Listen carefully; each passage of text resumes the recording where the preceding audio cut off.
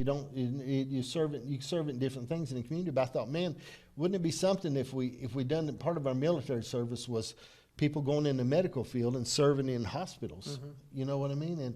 And being in hospitals that were there. The big thing that bothers me when you talk about healthcare, you have people needing, say, a knee replacement, hip replacement, even cancer, and then you got folks that sit at these desks at insurance companies, and they make the decision whether they're going to pay for that treatment or not. Right. And you know, if you have a doctor that's went to school forever in a day and spent a fortune to get a degree in practicing to treat cancer or do hip replacements, I think that should be, you know, if they're and I know the reason why behind some of that, they was abusing the system for a while, but you see a lot of people that needs help that can't get it approved through insurance, and I don't agree with that. I think the government needs to step in and kind of put a stop to some of that. Yeah, I agree. We don't want them abusing the system and doctors running tests or doing things they don't need to do. But for the most part, you know, a lot of people. I had an uncle that couldn't get cancer treatment he needed. His insurance wouldn't cover it, and that's unfortunate. That's crazy, isn't it?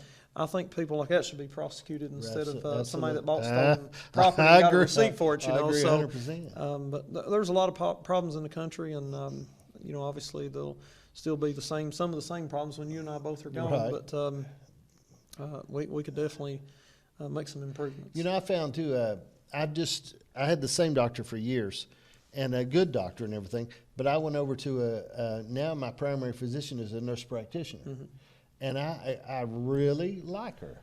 Okay, I mean that seems like a field that's really grown. It is in the last little bit. But she's, you know, and I know doctors are busy, and you can't stop and talk to everybody all the time. But what I found with her is she really sat down with me and said, all right, here are your options, John.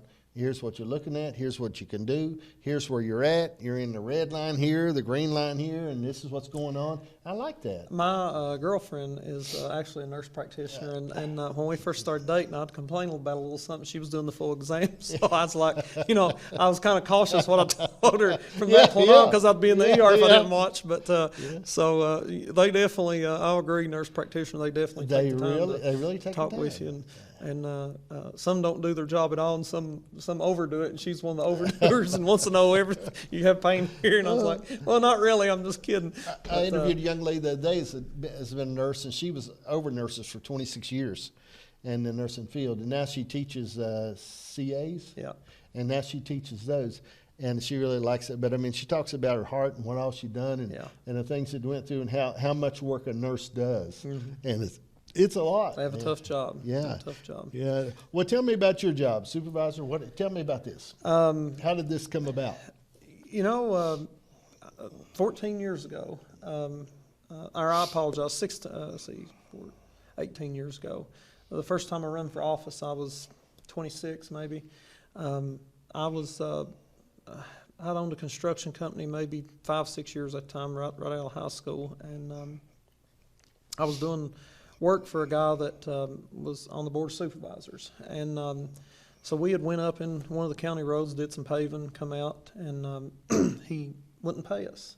Said, you know, we didn't do all we said. The co-road engineer said this, and this, and I was like, listen, you know, we don't lie to anybody, we don't cheat anybody. And I told him, I said, you know, you can either pay us or I'm going to run against you. And I was just angry when I said that, and so, you know, that put the idea in my head, I guess. And the more I thought about it, I said, well, you know, he's dishonest. I'm not going to allow that. I'm going to run against him. So I did, and there was another guy that came out and ran, and it was a 3-man race, and I got third place. I got beat like a drum, and it was embarrassing.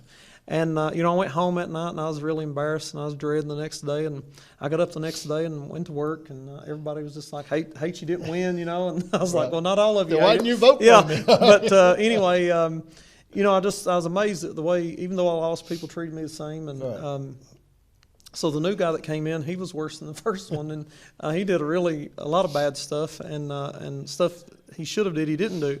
So I came back out again. You know, everybody kept saying, hey, you need to run again.